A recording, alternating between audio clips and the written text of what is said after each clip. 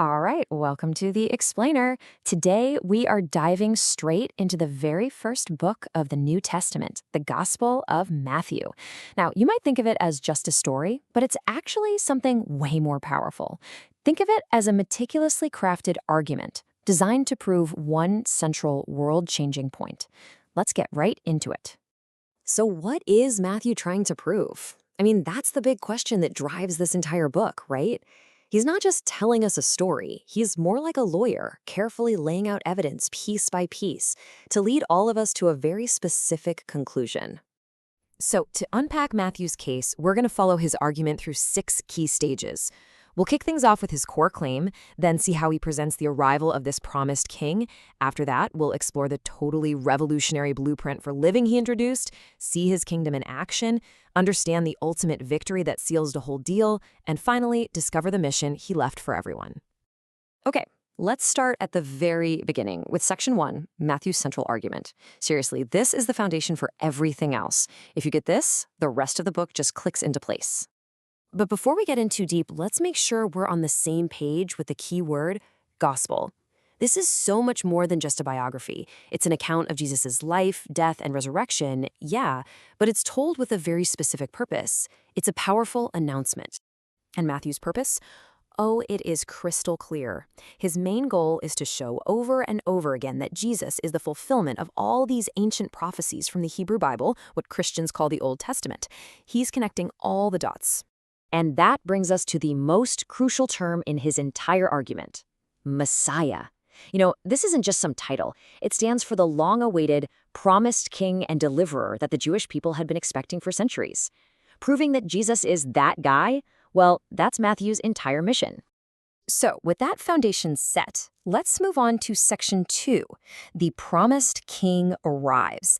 This is where Matthew really starts to lay out his evidence, one piece at a time. So if you're Matthew, how do you even begin to build this incredible case for Jesus as the Messiah? Well, he doesn't start with miracles or big speeches. No, he starts at the very beginning, with identity. He starts with Jesus' family tree, tracing his line all the way back to Abraham and, crucially, to King David. Now, this wasn't just some boring list of names. For his audience, this was like showing a royal birth certificate. From there, he weaves in these amazing events like the visit of the wise men and the flight to Egypt, and he's so careful to connect every single one to a specific ancient prophecy. Okay, so Matthew has established who Jesus is. Now he's got to show us what this king actually taught. So welcome to section 3, a blueprint for living. The absolute centerpiece of Jesus' teachings in Matthew is the Sermon on the Mount. Look, if Jesus is a king, then this sermon is basically the constitution of his kingdom. It's a radical declaration of its core values and ethics. And what this Sermon on the Mount represents is, well, it's nothing short of revolutionary. It's not just some update on the old rules. It introduces this brand new standard for righteousness, one that's all about what's in your heart, not just what you do. It gives a new vision for being a disciple and lays out a completely different way to live. But hey, words are one thing and actions are another, right? And that brings us to section 4, kingdom in action. This is where we see Jesus' authority and the conflict that it inevitably created. So in this part, Matthew shows Jesus putting those teachings into practice. He demonstrates his authority with incredible miracles and healings, and he uses these brilliant little stories called parables to unlock the secrets of God's kingdom. And to make sure his work would carry on, he picks 12 disciples to be his core team. And right here is where the central conflict really starts to boil. See, Jesus' focus on what's inside a person and his claim of direct authority from God put him on a total collision course with the religious leaders of the day. They were all about following external rules and traditions, and that created this tension that just keeps getting bigger and bigger through the whole story. Now, check this out, because this is a brilliant piece of literary genius from Matthew. He organizes Jesus' teachings into 5 major sections, and that is not random. By picking the number 5, he's creating this powerful, deliberate parallel to the 5 books of Moses, the foundation of the Hebrew Bible. It's a really bold claim. He's saying Jesus is the new Moses, delivering a new law for a new era. And these 5 discourses, they're like a complete curriculum for this new kingdom. They cover everything from the ethical foundations we saw in the Sermon on the Mount to instructions for the mission, the nature of the kingdom, how the community of followers should work, and even what's going to happen in the future. So all of this, the family tree, the teachings, the miracles, the growing conflict, it's all building to a single dramatic climax.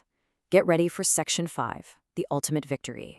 Suddenly, the pace of the story just hits the accelerator as Jesus enters Jerusalem for the last time.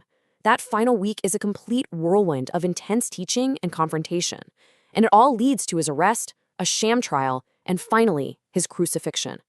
For any other king, this would be the tragic end of the story, a total failure. And this is the most crucial point. For Matthew, the crucifixion is not the end of the story. Not even close. It's just the setup for the most important event of all, the resurrection. This is it. This is the capstone of Matthew's entire argument. The resurrection is presented as the final, ultimate proof of Jesus' identity and his authority. It's the ultimate victory over death itself, the one event that proves everything he ever said and did was true. So the king has arrived, he has taught, he has acted, and he has conquered. So, what's next? Well, that brings us to our final section, a mission for everyone. You see, the Gospel of Matthew doesn't end with Jesus flying off to a heavenly throne. It ends right here on earth with a powerful command. In what we call the Great Commission, he gives his followers a job. Take his message and teachings to all nations. The story doesn't just end, it transforms into a global mission. And that leaves us with this final thought. The Gospel of Matthew isn't just some historical document collecting dust. It's an argument that presents a king with a global mission. So the question it leaves us wrestling with is this: what does that mission mean for our world, right here, right now?